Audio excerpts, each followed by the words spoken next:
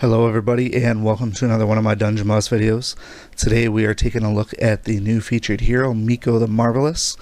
He is a new blue goblin and his main feature from the looks of it is going to be some sort of an imposter type nature. I had actually requested a hero like this a long time ago, and it's nice to see that they finally built one. I'm a little disappointed that he's a goblin. One of the very last videos that I actually did on here was whether or not goblins had a snowball's chance in hell and even being good again. And for the most part, they got wrecked pretty bad in PvP. So I'm not sure if Miko is going to be the answer for that. To be honest, when you pick a goblin team, you have to have Bramble and you have to have Nub Nub. So that brings in him.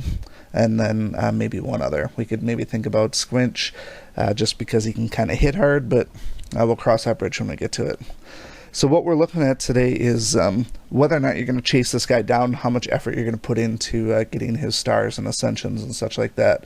So we'll do whatever little bit of unboxing we can do to start with, just so you can have a quick glimpse at him. I did not see any type of tutorial level with him or anything where we're going to run him in a dungeon and have him fully ascended so you could see what's up. So in this case here, I've already went through and I've done the summons. For full disclosure, I did 340 summons on him. So I did 34 times 10 summons. I did not do any single summons on him. So he does have the increased drop chance. And ultimately what that gave me, I haven't looked at the actual numbers yet. So he is legendary. Pretty much all new heroes now are going to be legendary for the most part. Part of one of my theories in terms of how they're rebalancing the game, but we're not going to get into that. So his rune loadout, just by the looks of it, is standard for a water hero. There's nothing unique about him. But here's what we got in terms of where I summoned him. So the first initial one looks like it got him 2 stars, 3 stars, so I am 70 into the 100. So I need 30 more. Got us 3 stars. 3 stars should be enough for a legendary to ascend, which it is. So out of the box, we're not going to look at the actual stats itself. We don't really care about these too much. Once you throw all your runes on there, that's obviously going to make the biggest difference. In this case here, he's a water hero, so I don't expect a ton of damage on his part.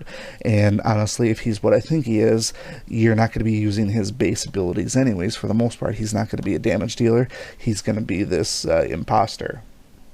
So his overall base traits that you start with: can't be silenced, 100% guarantee that is to be a panda counter, because pretty much the only people that are countering that panda right now are Agnon and Furnace, as far as people that are viable in PvP. You could use some other fast heroes to maybe kind of work, but in this case, because he's fast and he's immune to silence, this means that you're going to be able to get this off in your first round, provided that he's not 100% ganked by a Reyla team, which is still very much possible. So fast goes first. He is magical, so he takes less from non-physical. That's fine. His first ability is a bounce attack. Now, I did do a quick spot check on this. This bounce attack trait actually increases, which is kind of interesting because that bounce attack bounces around a little bit, and it's going to be similar to what we see with people like the barbarians with Drac, and they just start banging away on people. Whether it's going to be really low damage, that remains to be seen. It's going to be hard for me to tell with only 3 stars, and so we'll see where that goes. Stage Fright is obviously a new trait. I don't know anybody else that has this. Hero becomes untargetable for 1 round, excuse me, if they lose more than 60% of their current health from a single hit. Can't be stolen, copied, or purged. Now, this obviously is not a stock thing that's just going to proc. He does have to get hit, which basically means he also has to take significant damage. So this isn't like having an aversion rune on him. To be honest, I would probably just put an aversion rune on him to prevent him from getting hit. But I'm guessing AoEs can still hit him at that point. Untargetable just means, like a reverse taunt thing. Jack in the Box went on a team with Bramble. All goblins have increased dodge chance. I like that. I'm not going to stop you from taking damage, but it may help. a chance to paralyze or daze on hit. So I do like that idea as well. Might make them a little bit more able to survive, if you will. So his abilities to start with, he's got a mocking blow, which I'm guessing is just an attack. So it is a basic attack that also deals splash damage. So similar to what we see with Furnace, it's nice if anybody happens to have a shield on, you could at least pop their shield off. The chaotic bounce is the one that uses that trait. So in this case here, this chaotic bounce is going to hit 3 different times. It's going to bounce 3 different times unless there's only one person. The greatest thing about this here, to be honest, and why you might even end up using this guy at 1 star, is because it applies frozen to all enemies hit. So it's still a little bit random, but that's a pretty awesome proc, if you will. I do like that it applies frozen. It doesn't say chance to freeze. Now this here seems to me that this is a guaranteed freeze if it hits, provided they are not immune to frozen. So using this guy 1 star or even 2 star out of the box, I think could be extremely helpful to having a first round freeze that can't be silenced. And so if you're going against anybody other than another fast team, you should be sitting pretty with this particular attack in terms of getting some crowd control. So that already has a couple of points in favor in terms of viability. Alright, we are going to ascend. When we get the ascend, this is where we get the first big one. This puppet master thing. I don't know exactly how this is going to work in the long run, just because I haven't tested it yet, but this is the select an enemy hero and make a clone of them. So I wanted this ability for a long time, and I thought it would have been fantastic. So it clones the person, but it doesn't bring over any of the passives. So for example, if you clone over Jin, I don't think you're going to get that auto retaliation and stuff like that. I don't think if you clone over another goblin, you're going to get all those extra critical goblin odor and stuff like that. So you have to take this with a grain of salt in terms of who you're cloning and why. This may be something where you want to pick out somebody that's just got an absolute beast of a damage. In the old days, maybe you would have picked Koros, for example, because he purges all their buffs and then just totally blasts them. Because all the abilities start powered, this would allow you the ability to maybe clone somebody like Furnace. Now, I don't know if constructs can't be cloned or not. It doesn't say anything in here about this as far as constructs versus just regular living people. But cloning somebody like Furnace could ultimately allow you to save your festive runes for somebody else, and so that you can, not have to waste all those runes on Furnace and still use that first round combustion with Furnace. Honestly, take your pick in terms of who you feel like you're going to want to clone here. Clone is, I'm guessing this is a right away. Doesn't say flat out that this is available immediately. I hope this starts powered. Yep, there it is. No, the individual's ability starts powered. So I don't know if this is available in the first round. And this is only a single turn clone, so be wary of that as well. The bouncy ball increases to 6 times, so now this is already getting up into the Drac territory and even surpassing him, so that's pretty cool. Stage Fright is just gets a little bit better. Jokes aside, so when he's on a team with Bramble, buffs on this hero last twice as long. That's always good. And ally goblins start dungeon with playing tricks. First debuff on a goblin hero will be reflected back to the attacker. Nice deal, especially when you're dealing with that Jin stuff and everybody's getting silenced. It will allow you to actually get some of those abilities off, so sure is helpful there. So I'm going to go ahead and ascend him. His ascension cost is not too great, 5 and 2 as far as the Celestial Evos. This sorry, it's not selecting. The Diamond Evo is apparently a little bit more rare if I only have 16 of them, but Monarchs, 20 and 20 Monarchs, green, and then blue Evos, not terrible. So let's go ahead and choose this here. Character art gets not really any better. It's kind of the same. So Puppet Master.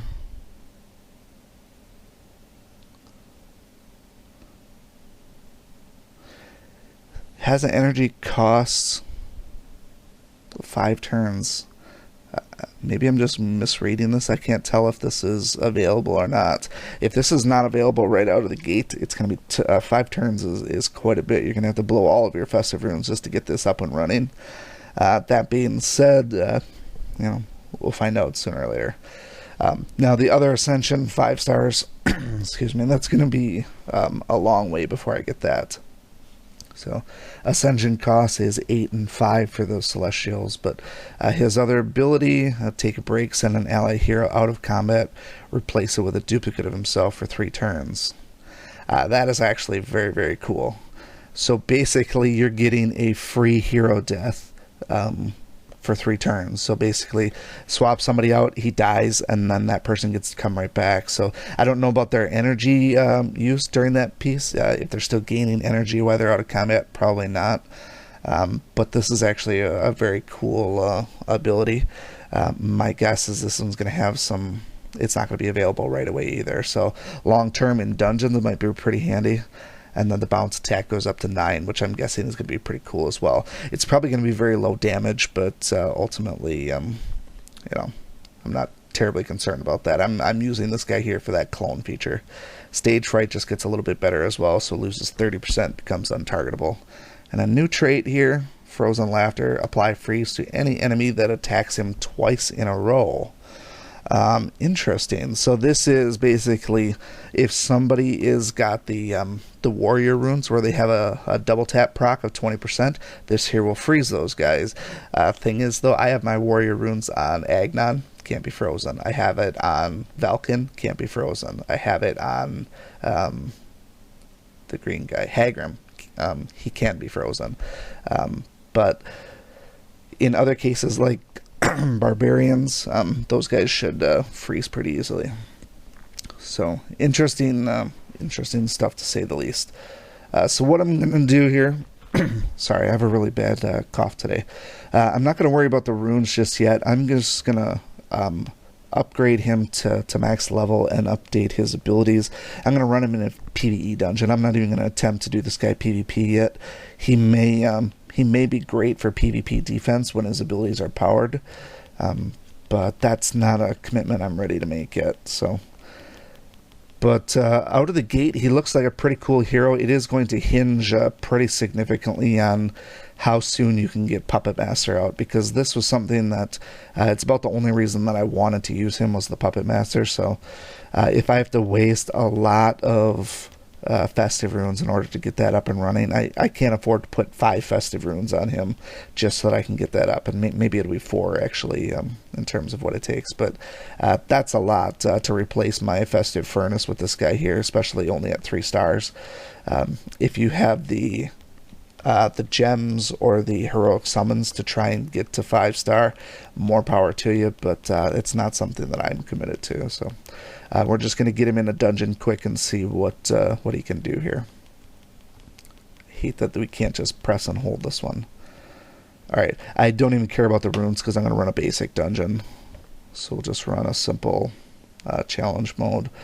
Wither Broom should be fine. So we will run him. It's important I'm not going to run him with Arya, for example, because he will just die very easily. So I'm going to run him with Bramble and Nub Nub, for example. And Nub Nub's not legendary. I'll throw Squinch in there too. Just run all goblins. Now, do I advise all goblins? Of course not. At least not in PvP.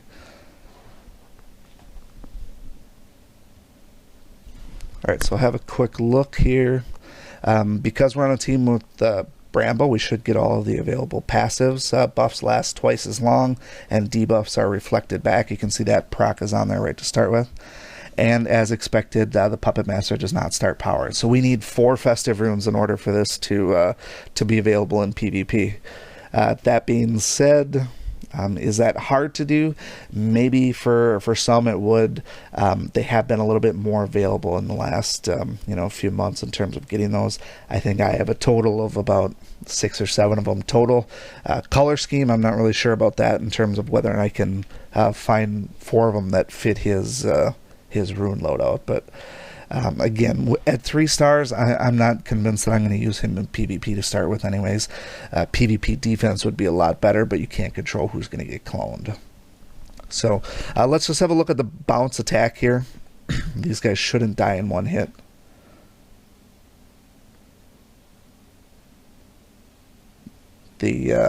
Okay, so if you saw the critical goblin order, basically when people crit, they get those extra attacks. That is actually fantastic because he does a lot of attacks with that bounce attack, because he's got 6 attacks based on the trait, and on top of that, because of actually I don't think he actually double attacked for each one, but you do get free attacks. The daze and the paralyze looks like they can both stack, so that's extremely helpful there. I'll run through this again, see if we can make it to the end of the dungeon where he has another ability, and we'll do it again quick. We should get to the Puppet Master so we can at least see how it looks. Generally speaking, if it's like Shade and you're cloning one of those, or you're doing the possessing of one of those, you can't control them. I'd be interested to see if I actually get to control one of these enemies, or if it's just an autopilot like Shade's possession does. That's likely what I'm guessing.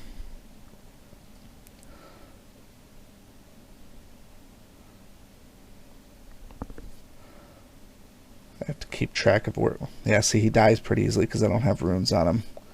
And guess what? I don't have any stupid potions. Anyways, what I'm going to do is I'm going to bring an energy potion instead. And I'm just going to do the clone right from the start. And then we'll see what's going to happen with that as far as a PvE enemy goes. So stand by 1 sec here. I'll try this again. I'll even do the same one just because. Energy. And I'm actually going to slow it down once. I just want to count the attacks quick to see what's actually getting the crit proc. So we'll do this down to 1. So there are 3 enemies. So there is 1, 2, 3, 4, 5, 6. We are getting extras for each of those individual crits. Now that's what I was saying before is awesome. So if you are able to buff up his attack a little bit, you get 6 free bounce rounds plus a bunch of extras from the crit proc. He might be one of those guys that ultimately is an extreme nuisance on PvP defense, especially since he goes fast. He's going to start every single fight with that on PvP defense, which is pretty cool.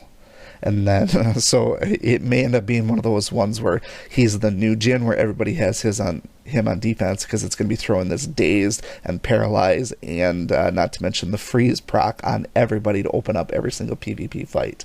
To be honest, I'm not looking forward to that in Legend 1 for all the whales that get him 6-starred over this weekend. But we'll cross that bridge when we get to it. Alright, I'm going to wait till my next turn, and then I'll clone one of these guys.